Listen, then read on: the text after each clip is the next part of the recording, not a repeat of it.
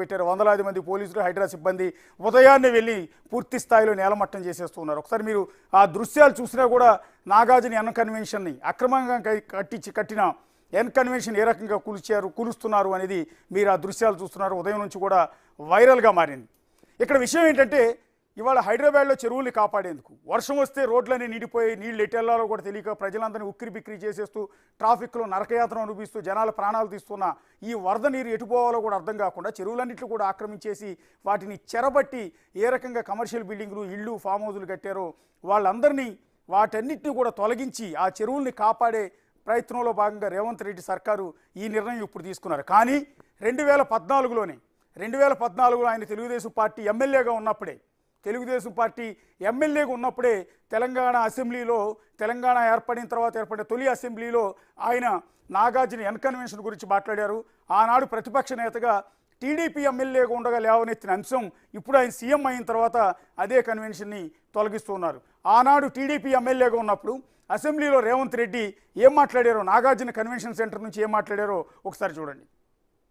Cinema హీరోలు అంటే ప్రజలకు ఆదర్శంగా ఉండేవాళ్ళు, మంచిని ప్రజలకు బోధించేవాళ్ళు, వాళ్ళని ఆదర్శంగా సమాజం తీసుకుంటుంది. హైటెక్ సిటీ ఎదురుగా గురుకుల్ భూములలో ఎన్ కన్వెన్షన్ అనే ఫంక్షన్ హాల్ ఏదైతే ఉందో అక్కడున్న చెరువులో సగానికి అడ్డంగా గోడ కట్టి కొన్ని ఎకరాలు ఆక్రమించుకొని ఫంక్షన్ హాల్ నిర్వహిస్తున్నారు. పదే ప్రభుత్వం దృష్టికి వచ్చింది, టీవీ ఛానళ్ళల్లో, పేపర్లలో చూపించారు. అక్కినేని నాగార్జున గారు కూడా దాని మీద స్పందించారు. ఈనాటి వరకు ఆ ఆక్రమణలు తొలగించలేదు. ఎందుకు అక్కినేని నాగార్జున గారు ఆక్రమించుకున్న చెరువుల ఆక్రమణలు తొలగించలేదు? ఎందుకు చర్యలు తీసుకోలేదు? ఏ శక్తులు అడ్డం పడుతున్నాయి? ఎప్పటిలోగా చర్యలు తీసుకుంటారో మంత్రి గారు సూటిగా సమాధానం చెప్పాల్సిందిగా కోరుకుంటున్నాం. సినిమా హీరోలు అంటే ప్రజలకు ఆదర్శంగా ఉండేవాళ్ళు, మంచిని ప్రజలకు బోధించేవాళ్ళు, వాళ్ళని ఆదర్శంగా సమాజం తీసుకుంటుంది.